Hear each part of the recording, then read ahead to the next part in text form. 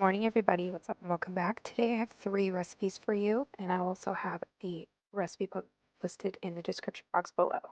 So, first up, we have some beef and pepper Amish casserole. This was so yummy. My husband loved this.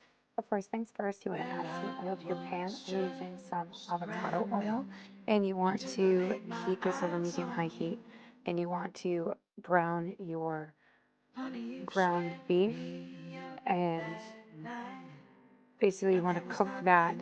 Then you want to cook your onions and peppers. So I cut up one whole green bell pepper and I used a whole yellow onion, and I just chopped that up into just pieces that would easily cook down because you want that to cook down until they're translucent. And you'll see that throughout this video. I'm also showing you the ingredients I'm using. So I have 93% ground beef, egg noodles, Worcestershire sauce, and then obviously the yellow onion and the green pepper. You also are going to add in some sauce to this as well. It is something that's completely unexpected. You don't expect it to work the way that it does. So right now I'm adding the ground beef to the pan, and I'm just adding a little salt and pepper, just the normal, what everybody would do when you're cooking. And I'm going to separate that and let that brown like I did magically so. It is now brown to the point where I like it. The odd thing about this recipe is something I've never done, which is strain your beef. I don't, unless I'm making tacos, I don't typically strain my beef, so I had to do that with this because that's obviously what the recipe calls for. As you see, I have the recipe book on my countertop. So now I'm taking it out, and the pan is still hot. I'm going to add in the onions and peppers. For me, I wanted a little extra vegetable to this. I did check and see if this is something that the Amish community does, and I added zucchini to this. It is completely optional. You don't have to. I just cut it into the same uh, size as the onions and peppers, and I did add a little bit more of avocado oil just in case, just so if you cook down. And I did add in some garlic powder to this. So now I'm going to let that cook down, and I'm going to add the serving amount of egg noodles to my pan. I also do add a little bit of chicken stock to that pan too, just to, if you cook pasta with chicken stock, it gives it a different flavor. That's why I did it. So you want to use about 8 ounces of egg noodles. That's what the recipe calls for.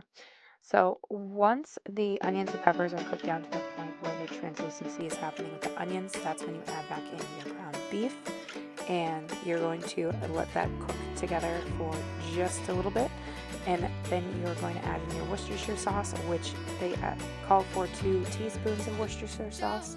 If you've never worked with it, it gives it a nice smoky flavor. And then after you add that, you want to add in your sauce, which is 1 can, so 8 ounces, and it specifically calls for like a basil, garlic, and oregano style sauce. But I ended up doing a roasted garlic, and I think it was a roasted garlic and onion hummus one, and it added a different dimension to it. So now that's in the pan, you want to let that bring it to a boil and then reduce it and let it simmer for about 15 minutes. Just so the onions are completely tender, because when they start to become translucent, they're not as tender as you want it to be. So obviously now my egg noodles are done. I have strained those. Once the mixture is done, about 15 minutes, you want to add in your pasta. You want your pasta to be al dente, so a little bit of a bite because you want it to continue to cook in the sauce as it's still simmering, because you want this to basically you want to add the pasta in, mix it around, and then you want to remove it from heat and let it sit for a good 5 minutes, because that's when the pasta starts to absorb all that sauce and it's so yummy.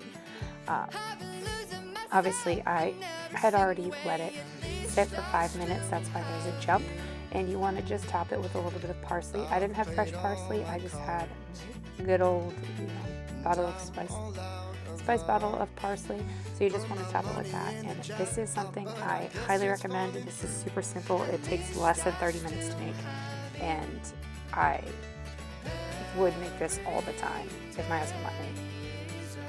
So next up is another recipe from this Amish cookbook. This is a Raisin Oatmeal. So this one is interesting to me, especially the fact that my oldest loved this. So you're going to need water, milk, oats, raisins, brown sugar, salt, cinnamon, ginger, and almonds. I didn't put almonds in it, but first things first, I'm going to add 2 3/4 cups of water and 1 cup of milk to a saucepan or a large saucepan. I used the like medium sized one, and you want to start boiling over high heat. After I did this and after I added the milk, I ended up putting all of my seasonings together. So here is the 1/3 cup of brown sugar. You're going to do a 1/2 teaspoon of salt. You're going to do a 1/2 teaspoon of ground cinnamon, and 1/8 of a teaspoon of ground ginger.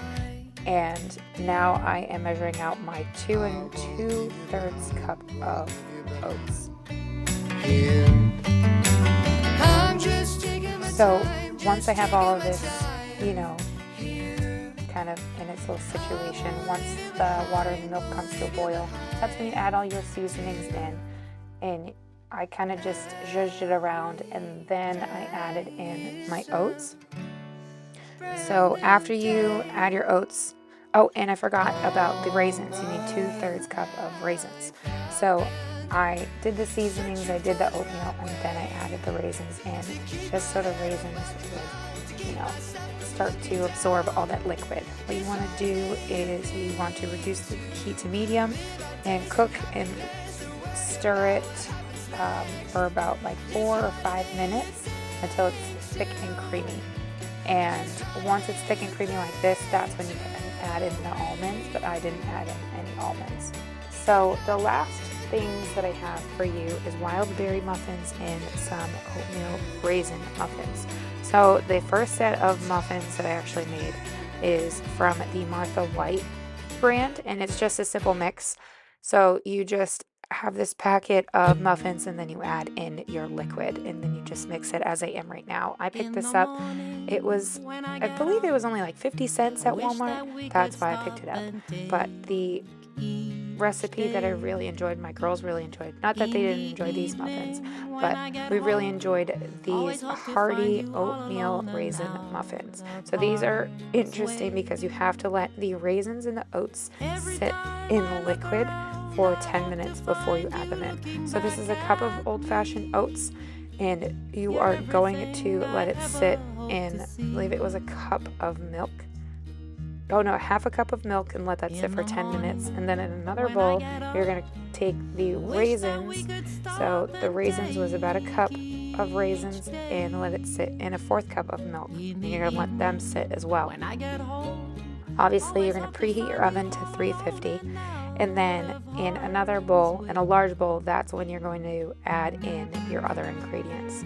So you're going to add in like your egg and your brown sugar, and you're going to let that mix together so it will kind of like cream. You'll see when I get to it, the brown sugar and the egg, when you mix it together, kind of looks like caramel. It's really strange. I've never seen it come together like that before, but it was really cool to kind of see. I will admit that it was pretty interesting. Like I mentioned before, my girls really loved this recipe. So if you don't cook with your kids or involve them, please do, because it helps them understand fundamentals of just like making things. It doesn't matter whether it's like homemaking related or not. It helps them understand how to create things and make things yummy. So now that I have added the brown sugar and the egg together, you then are going to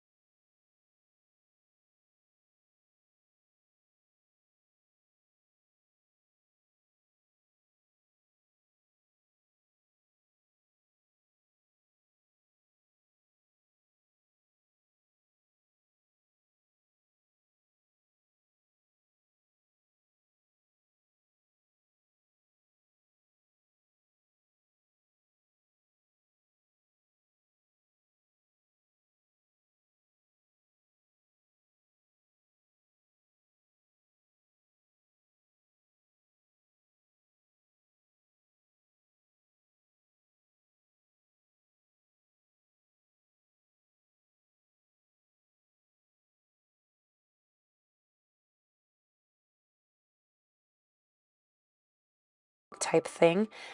So stay tuned for that. It's probably going to be another Friday video. And also apologies for the way that I sound.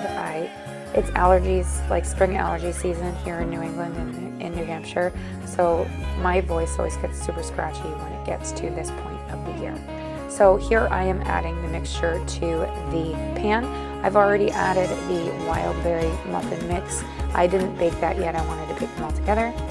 So after you add this in, you're going to let it bake in the oven for 16 to 18 minutes. The recipe I will link in the description box below. We'll also have a thing for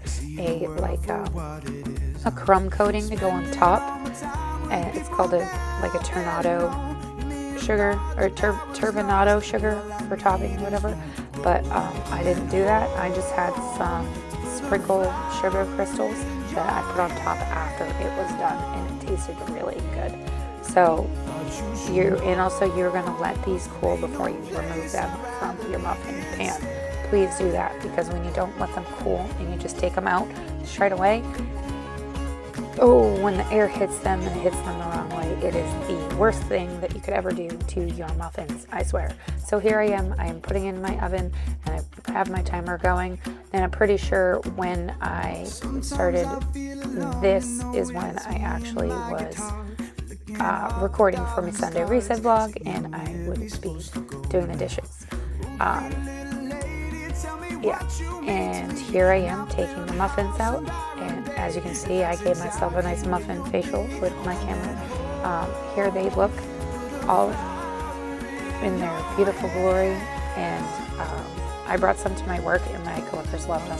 I know I sound a little bit awkward, but that's just kind of me. So I hope you guys enjoyed today's video of these recipes, and I'll have everything linked down below. Bye!